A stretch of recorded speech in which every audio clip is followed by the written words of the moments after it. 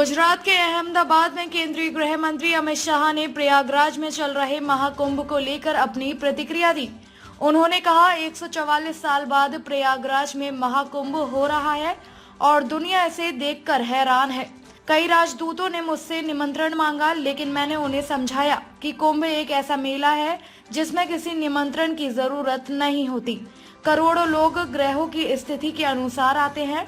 अमित शाह ने आगे कहा, वह हैरान है कि बिना निमंत्रण के 40 करोड़ लोग एक जगह इकट्ठा होते हैं और मुझसे पूछते हैं कि इसका प्रबंधन कौन करता है। मैंने उनसे कहा कि सरकार द्वारा किया गया प्रबंधन उतना ही महत्वहीन है जितना राम सेतु बनाने में गिलहरी का योगदान। यह परंपरा हजारों साल से चली आ रही है, जो मुगलों, अंग्रेजों और यहाँ तक कि कांग्रेस के शासन के दौरान भी जारी रही है।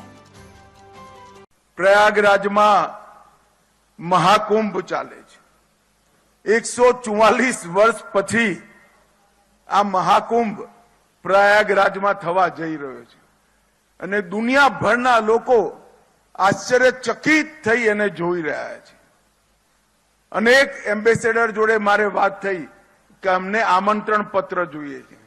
મેં એમને સમજાવ્યું કે કુંભ એવો મેળો છે જેની કોઈ નિમંત્રણ પત્રિકા જ નથી। ગ્રહોની સ્થિતિ આવતાની સાથે જ કરોડો લોકો આવે છે। એ લોકો આશ્ચર્યચકિત થઈ જાય છે। કોઈ નિમંત્રણ વગર 40 કરોડ લોકો એક જગ્યાએ આવે, વ્યવસ્થા કોણ કરે? मैं कुछ सरकार जे व्यवस्था करे ए व्यवस्था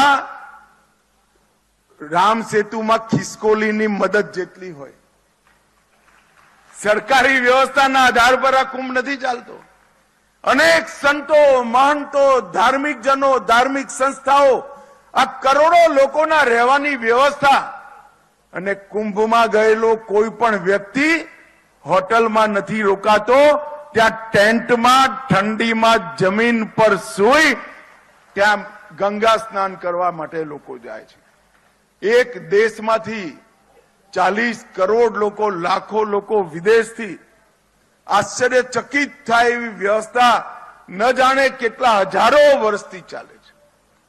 मोगलो आया तो ए चाली, अंग्रेजो आया तो ए चाली अने कोंग्रेसियाओनुं राज थयुं त्यारे ए चाली। એને કોઈ ના રોકી શકે। એ સરંગે સરંગ અક્ષુણ રીતે, અખંડ રીતે એક પરંપરા તરીકે ચાલી અને આજે મહાકુંભનું આયોજન ખૂબ મોટી માત્રામાં થયું છે। ખૂબ સુંદર વ્યવસ્થાઓ ત્યાંથી।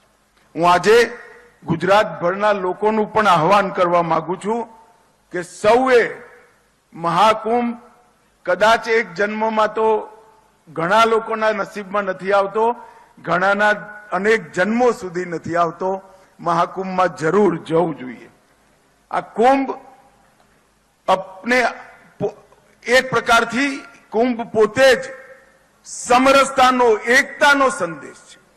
ત્યાં કઈ જાતિનો કોણ છે કોઈ નથી પૂછતું, કયા ધર્મનો છે, કયા સંપ્રદાયનો છે કોઈ નથી પૂછતું। જે જાય એને સંતો ભોજન કરાવે, જે જાય એને સેવાભાવી સંસ્થાઓ ભોજન કરાય અને જે જાય એ ગંગામાં ડૂબકી લગાવી પુણ્ય જાગૃત કરી પોતાને પવિત્ર કરી પાછો પોતાના ઘરે જાય। કુંભથી મોટો સમરસતા અને એકતાનો બીજો કોઈ સંદેશ સમગ્ર વિશ્વમાં નથી। જ્યાં ના નામ પૂછાય, ના કુળ પૂછાય, ના ધર્મ પૂછાય, ના જાતિ પૂછાય અને જ્યારે प्रमुख स्नानो होय ए वक्ते तो कोई एकबीजानुं मोढुं पण जोया वगर निश्चित समयनी अंदर गंगा में डूबकी लगावा माटे गंगाजीना शरणमां जता होय छे। मित्रों, मारी तमने सौने एक अपील छे के आ महाकुंभमां एकवार जाओ अने घरना युवानों ने किशोरों ने जरूर लई जजो। मैं मारा जीवन में 9 कुंभमां स्नान कर्युं छे। कुंभ अर्धकुंभ थई અને આ 10મા કુંભમાં સ્નાન થશે। મારું હું પણ 27મી ત્યાં જવાનો છું। મારી આપ સૌને વિનંતી છે કે બધા જ લોકો ત્યાં પહોંચે। મિત્રો,